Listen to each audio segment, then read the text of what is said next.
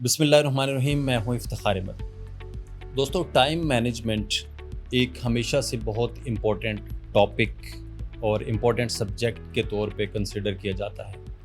इस सब्जेक्ट के ऊपर बहुत सारी किताबें लिखी गई हैं, बहुत सारी वीडियोज़ और बहुत सारे सेमिनार्स और बहुत सारे लेक्चर्स दिए गए हैं और बहुत सारी यूनिवर्सिटीज़ और इदारों में इसके ऊपर बात होती है और सिखाया जाता है कि टाइम को कैसे मैनेज किया जाए।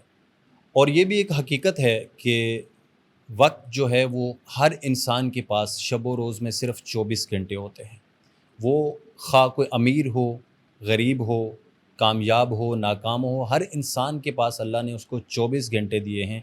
और इन्हीं 24 घंटों के अंदर कुछ लोग बहुत बड़े-बड़े कारहाय नुमायाँ सर अंजाम देते हैं और इन्हीं 24 घंटों के अंदर कुछ लोग बहुत बड़ी कामयाबी की मंज़िलें तय करते हैं और बहुत बड़ी-बड़ी अचीवमेंट्स करते हैं।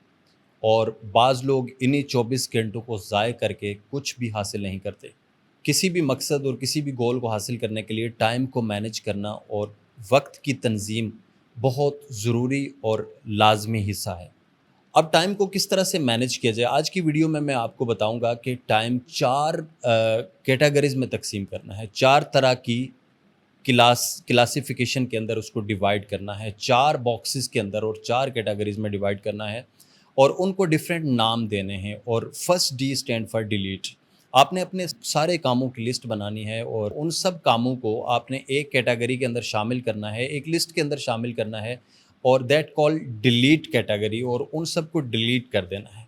तो ये जब डिलीट का फ़िल्टर आप अपने कामों में लगाएंगे तो उसके बाद फिर सिलेक्टेड काम जो आपके पास रह जाते हैं, बहुत सारे काम आपके जो गैर ज़रूरी काम हैं वो उसमें से फ़िल्टर होके माइनस होके आपके पास कुछ ख़ास काम जो ज़रूरी काम है वो रह जाते हैं। उसके बाद दूसरे नंबर पे आपने कुछ कामों को डिले कैटेगरी में डालना है। The second D stand for delay. Delay category से मुराद ये है कि आपके वो काम जिनको अभी फ़ौरी तौर पे करना ज़रूरी नहीं है, जो ज़रूरी हैं मगर अभी फ़ौरी तौर पे आप नहीं करें तो भी आपका काम चल सकता है। जैसे आपने किसी दोस्तों के साथ कभी डिनर पे जाना है, कोई पार्टी करनी है, कोई फ़ंक्शन या कोई तकरीब या किसी भी किस्म की, हर इंसान के अपने हस्बे हाल कोई भी मसरूफ़ियत हो सकती है और उसको आप डिले कर सकते हैं। इस तरह जब आप दूसरी कैटेगरी, एक डिले की कैटेगरी में अपने कामों को डाल देंगे तो अब मज़ीद फ़िल्टर होके आपके पास कुछ सिलेक्टेड काम रह जाते हैं। और फिर आपने करना ये है कि तीसरे नंबर पे बहुत सारे काम, उन कामों को जो आप किसी से करवा सकते हैं, आउटसोर्स कर सकते हैं, उसको कहते हैं डेलीगेट। आपने कामों को डेलीगेट करना है, यानी दूसरे लोगों को हैंडओवर करना है, अपने जूनियर्स को देना है, अपनी टीम को देना है, डेलीगेट करना है और उसको आउटसोर्स करना है। जो आप वही काम करें हमेशा जो आप समझते हैं कि आपके लिए करना ज़रूरी है और आपके अलावा ये काम कोई नहीं कर सकता हो। हर वो काम जो आप समझते हैं कि आप किसी दूसरे से करवा सकते हैं, तो आप दूसरे लोगों को डेलीगेट करें। अनफॉर्चुनेटली हम लोग क्या करते हैं कि हम हर काम अपने हाथ से करने की कोशिश करते हैं। अगर एक हम कभी इलेक्ट्रिशियन बन जाते हैं, कभी कभी हम प्लम्बर बन जाते हैं। घर के छोटे-मोटे काम होते हैं जो आउटसोर्स पे करके हम दूसरे लोगों से करवाने की बजाय खुद करने लगते हैं।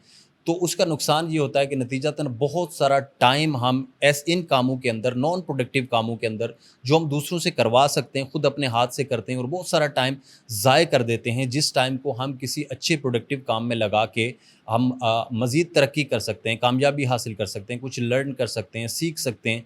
अपने बिज़नेस और अपनी जो आपका जो फ़ील्ड है, शोबा है, उसके अंदर हम उस टाइम को इन्वेस्ट करके हम बहुत सारी अचीवमेंट्स ले सकते हैं। लेकिन हम खुद करने की कोशिश करते हैं जो हम सही तरीके से कर भी नहीं पाते और हम अपने टाइम को ज़ाय करते हैं।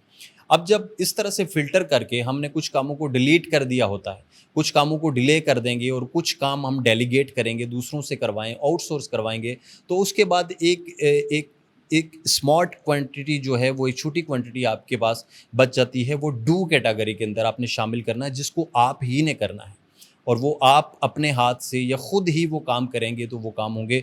वो ज़रूरी काम वो हो सकते हैं जो आपके मकसद के लिए ज़रूरी हैं, जो आपके जो गोल्स हैं, आपकी जो अचीवमेंट्स हैं, आपके जो टारगेट्स हैं और आपका जो अल्टीमेट गोल है, उसके लिए काम करने के लिए, सीखने के लिए और आगे बढ़ने के लिए आप कर सकते हैं। और इस तरह से जब आप इस तरह से अपने टाइम को डिवाइड करके मुख्तलिफ़ कैटेगरीज़ में اور صرف ان کاموں پہ فوکس کریں گے جو آپ کے لیے کرنا ضروری ہیں تو نتیجتاً آپ کے پاس بہت سارا ٹائم بچ جائے گا اور آپ کا ٹائم سارا مینج ہونا شروع ہو جائے گا. اس طرح سے جب آپ کا ٹائم مینج ہوگا اور وہ غیر ضروری کام یا وہ کام جو ضروری ہیں مگر وہ آؤٹ سورس آپ کر سکتے ہیں، جب اس طرح سے آپ اپنے ٹائم کو کیٹیگرائز کریں گے تو پھر آپ کے پاس ایک خاص اماؤنٹ آف ورک جو آپ کے پاس بچ جاتی ہے اس کو آپ کر کے اپنے مقصد کو حاصل کر سکتے ہیں.